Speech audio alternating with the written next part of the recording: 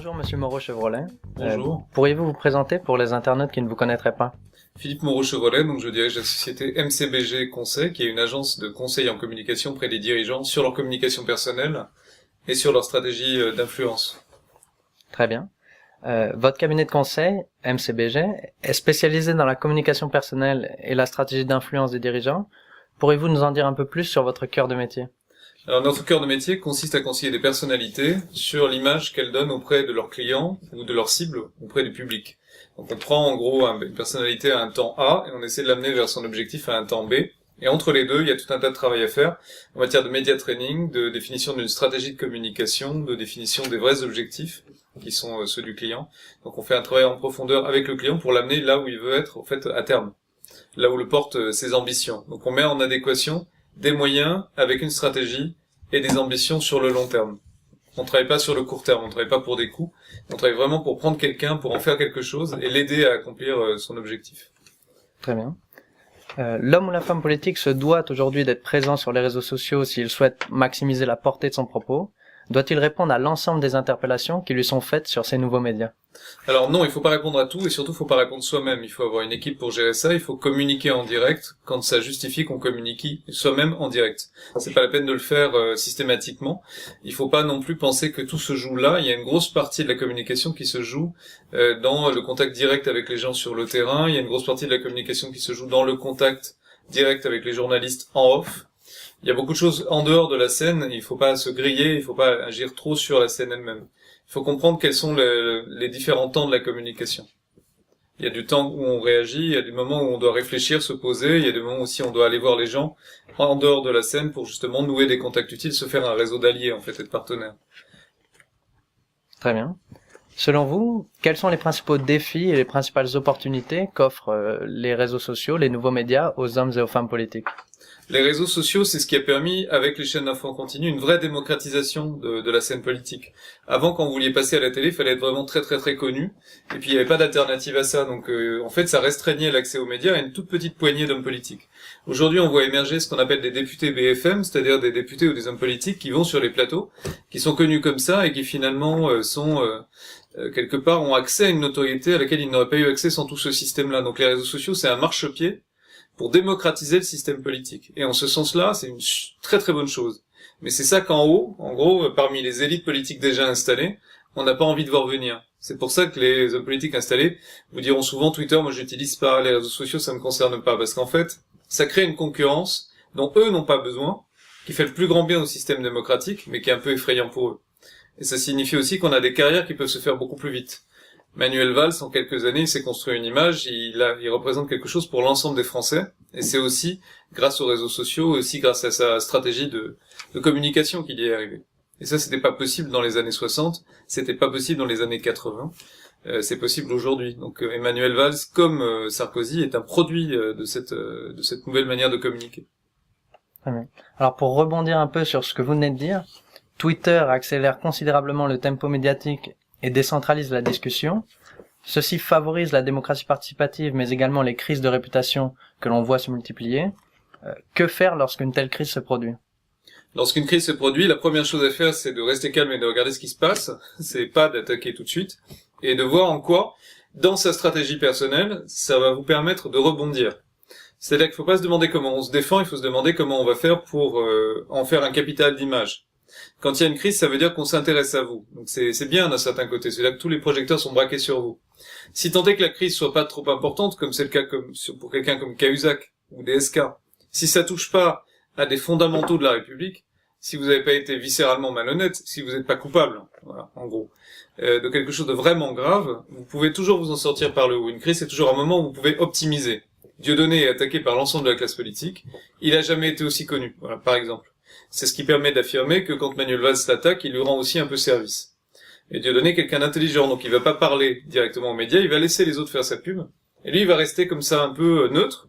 Ça lui permet d'être une surface de projection pour tous les internautes qui s'intéressent à lui en positif ou en négatif. On peut lui attribuer tous les traits de la Terre, en sympathie ou en antipathie. C'est très très bien pour lui.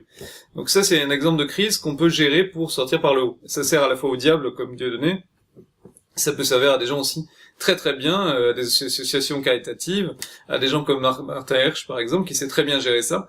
Les crises peuvent être un tremplin, c'est-à-dire on va utiliser des moments où on est très critiqué pour ressortir avec un projet par le haut. C'est ça qui est le plus intéressant dans la situation actuelle, c'est que c'est possible aujourd'hui. Parce qu'on a toujours une porte de sortie. On a toujours des médias sur lesquels on peut lancer des choses, on a toujours des alliés qu'on a ménagés, qu'on a construits. C'est un écosystème qui est beaucoup plus complexe, dans lequel les 3/4 des gens sont paumés, mais quand on sait le chemin, là c'est fantastique. Et recommanderiez-vous la mise en place d'alertes pour être prévenu en temps réel de ces crises de réputation? Alors la veille de réputation aujourd'hui, c'est quelque chose qui est indispensable. La plupart des hommes politiques qui ont les moyens financiers, parce qu'aujourd'hui la politique n'a pas beaucoup d'argent, contrairement à ce qu'on pense, ont ce type d'alerte. Évidemment, dans les campagnes, on en a par défaut.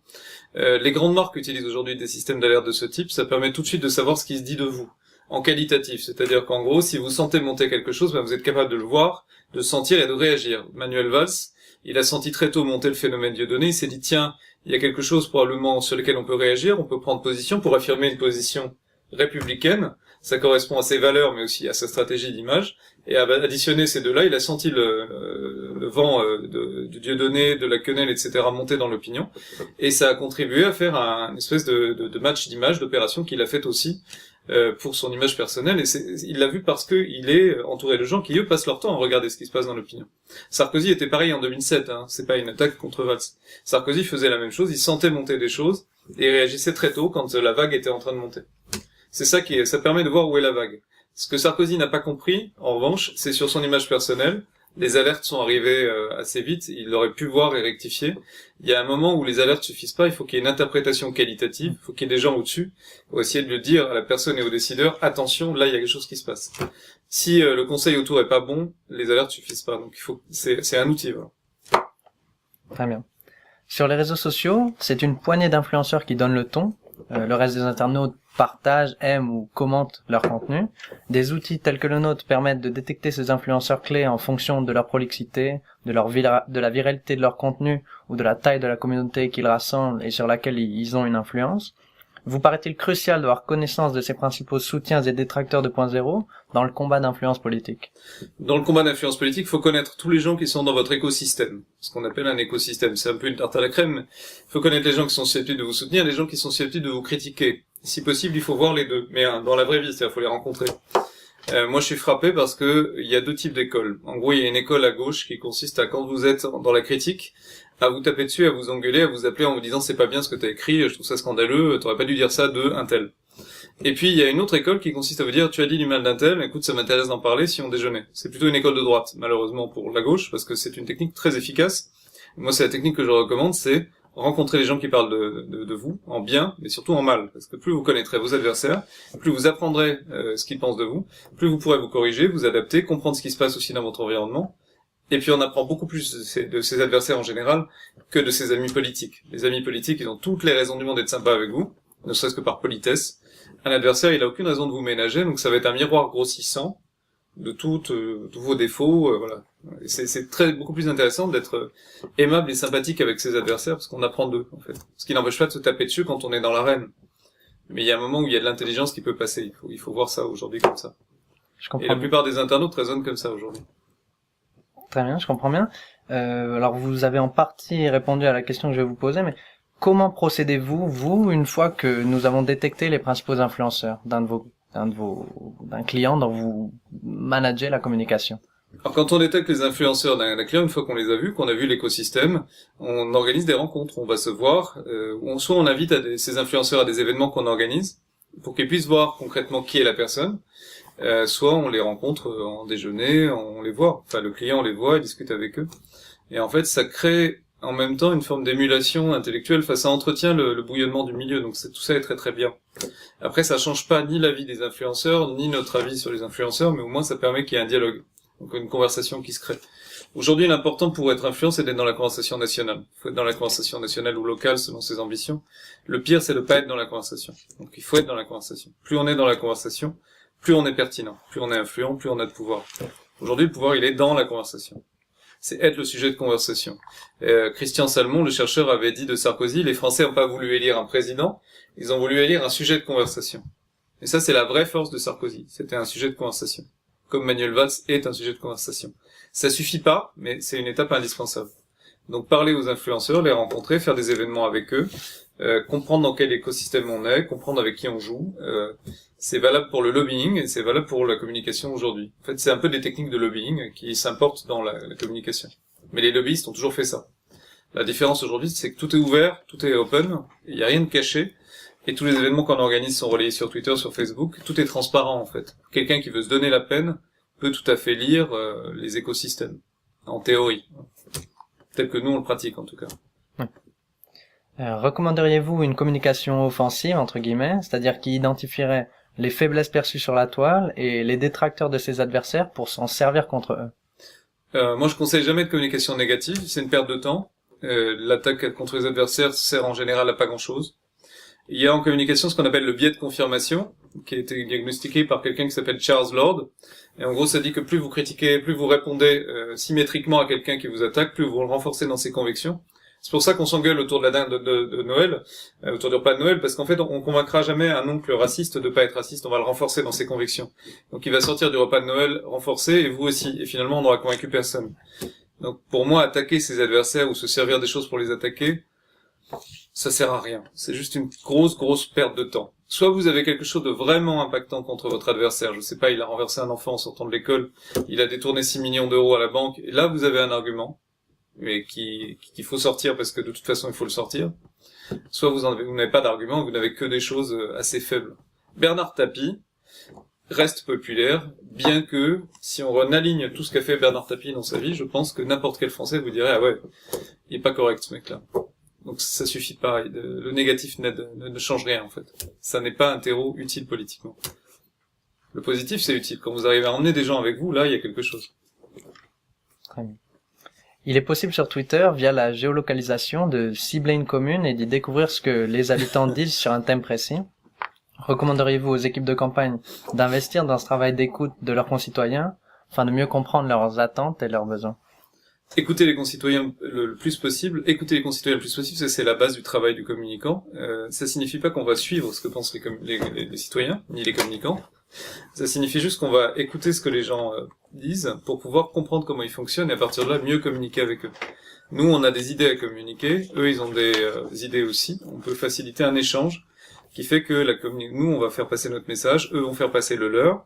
Et s'il y a ce sentiment d'équilibre aujourd'hui entre les citoyens et les politiques dans l'expression des messages, c'est là où ça se passe bien. Donc on a besoin de savoir ce qu'ils pensent en permanence. Et c'est important d'avoir des outils pour nous le dire, bien sûr. Et aujourd'hui, la campagne se déroule quartier par quartier. Il y a des gens qui font des tracts par quartier dans des campagnes qui sont portés par des militants du quartier. Tout devient localisé.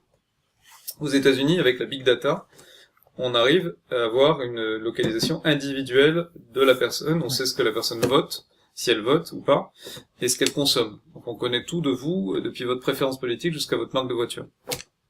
Et à partir de là, on fait campagne. On n'est pas forcé d'utiliser ces indices-là, mais on peut les utiliser. Plusieurs candidats ont créé un compte Twitter dédié à la campagne politique. On pense notamment à NKM qui a créé le compte NKM_Paris. Est-ce selon vous une bonne pratique? Alors non, il faut pas créer de compte spécifiquement dédié pour une campagne, ça sert à rien. En fait, les gens, eux, faut bien comprendre que les gens, eux, ce qu'ils regardent, c'est la personne dans sa continuité. Donc ils voient quelqu'un qui a été à Longjumeau qui arrive à Paris. Vous pouvez faire ce que vous voulez, ça s'effacera pas. Donc on peut jouer avec, on peut dire j'adore Paris, j'ai découvert Paris, mais ça reste. Il n'y a pas non plus de communication avant la campagne, après la campagne. Pour les gens, c'est quelque chose de continu, il n'y a pas de discontinuité. Donc les politiques pensent, les politiques vivent dans la discontinuité. Ils vivent, avant il se passe pas grand chose, et au moment de la campagne, ça y est, je fonce. Donc ils se disent, on va créer ça, on va créer ça, on va créer ça. Pour les gens, c'est juste de l'agitation, c'est du bruit, mais c'est pas quelque chose de qualitatif ou de pertinent. Donc il vaut mieux garder son propre compte et dire, je rentre en campagne, et faire campagne avec son compte, et animer tout un tas de réseaux existants en leur demandant de faire campagne pour vous, que de créer des comptes spécifiquement. Il vaut mieux que des comptes existants mettent Paris avec NKM, comme par exemple photo de profil, ça c'est plus impactant que de créer 20 milliards de nouveaux comptes. En fait, créer des supports, ça sert pas à grand chose. Il faut créer du contenu sur des supports existants qui ont déjà une audience. Parce que pour les gens, ça paraît moins artificiel, et puis moins agressif, et puis ça paraît plus cohérent. Voilà. Que savoir qu'un tel de très connu sur Twitter, si Nikos Aliagas embrasse la campagne d'Hidalgo ou de NKM, ça aura un impact vraiment énorme. Alors que si Nikos crée Nikos avec NKM, bon, c'est un sous-produit, les gens vont se demander d'où ça sort, pourquoi, enfin ça n'a pas vraiment le même impact, oui. C'est pas authentique. C'est pas authentique parce que ça s'inscrit pas dans la durée. Enfin, je pense pas que Nikos fera ça, mais j'en doute également. Les formats du post, du statut Facebook, du tweet ou du tag sculptent la communication 2.0. Comment adapter son discours média à ces nouveaux vecteurs de communication? Le discours médiatique, il change pas en fonction du support, il change dans sa forme, mais pas dans l'essence de ce qu'on a à faire passer. L'essentiel, c'est d'avoir une stratégie et de savoir ce qu'on va dire. À partir de là, qu'on le dise en 140 caractères, en 200 ou en 500, ça change pas grand-chose. Après, il y a des registres dans lesquels les messages peuvent s'inscrire. Quand Nicolas Sarkozy met des nouvelles de sa situation, judiciaire sur Facebook, c'est clairement qu'il veut aller sur un registre émotionnel, attirer la sympathie de ses fans, et qui va pas parler du détail de sa procédure judiciaire. Pour ça, il y a un communiqué de presse. Et puis le tweet, ça va être vraiment je suis sorti de mes ennuis judiciaires, je suis innocent, bravo, merci, enfin quelque chose de très instantané qui peut être repris un peu partout et qui est destiné à donner une information clé qui est en l'occurrence j'ai plus d'ennuis, voilà. Faut supposer qu'il n'en ait plus un jour. Et ça, c'est quelque chose qu'on construit en fonction des différentes communautés agrégées autour des supports. Chaque média a son langage. Mais l'essentiel de ce qu'on dit, c'est ça qui est le plus important, c'est la stratégie. C'est en ce sens-là que la big data n'abolira pas le conseil politique, n'abolira pas les gourous, n'abolira pas tout ce que vous voulez, parce qu'au fond, ça change, ça professionnalise, ça scientifise le travail, et ça c'est vraiment, vraiment bien. Mais il reste quand même quelque chose qui est la matière politique brute. Quelle est finalement la place des réseaux sociaux dans une stratégie de campagne? Les réseaux sociaux sont indispensables pour animer ses troupes, mobiliser son camp, faire passer des messages, mais ça fait pas gagner de voix, ou très peu. C'est pas quelque chose qui est opérant électoralement, c'est quelque chose qui est bien pour une dynamique de campagne. Si on n'a pas de réseaux sociaux dans une dynamique de campagne, c'est très difficile. Et puis ça permet de comprendre les opinions des gens, et c'est un outil de veille absolument fantastique. Mais c'est pas un outil, en soi, ça fait pas gagner de voix. Par contre, il faut avoir une veille pour comprendre ce qui se passe. Et puis, il faut avoir des réseaux sociaux pour motiver ses propres troupes. Voilà. Parce que si l'adversaire a 500 likes et que vous en avez 400 dans une municipale locale, ça devient très vite un drame. Voilà. Mais au fond, ça change rien. Madame Michu va pas voter pour vous parce que vous avez un compte Facebook. Elle s'en fout. Quels sont les conseils que vous souhaiteriez laisser aux équipes de campagne qui nous regardent? Il faut être imaginatif. Il faut être intelligent. Il faut écouter les gens. Il faut aller les voir. Il faut aller les voir en dehors des périodes de campagne. Donc, une campagne, ça se gagne quasiment ou ça se perd avant d'entrer en campagne. La plupart des gens savent, quand ils rentrent en campagne, s'ils ont des chances de gagner ou de perdre. C'est tout le travail qu'on fait en amont qui est important. Une fois qu'on est en campagne, c'est presque déjà trop tard. Ça, en France, on l'a toujours pas capté. Aux États-Unis, ils font des campagnes 2 ans, 3 ans à l'avance, ils savent quand ils vont rentrer, ils étudient le terrain, ils ont en permanence des datas. Après une campagne, on fait ce qu'on appelle un post-mortem. On se réunit pour échanger sur ce qui s'est passé. En France, quand une campagne est terminée, il y a la moitié du cerveau qui se barre en vacances et l'autre qui est déjà sur le poste qu'on va avoir la semaine prochaine. Donc on n'est pas du tout dans le fait d'essayer de comprendre ce qui s'est passé. Ça, c'est dramatique. Donc si on arrive à changer ça, il faut se réunir après les campagnes, quoi. Enfin, faut en parler, quoi. Ça s'arrête pas une campagne. Maintenant, c'est permanent, une campagne. Une campagne électorale, c'est en continu. Un grand merci à vous d'avoir accepté cette interview. Merci à vous. Et on espère que vos conseils seront entendus. Merci.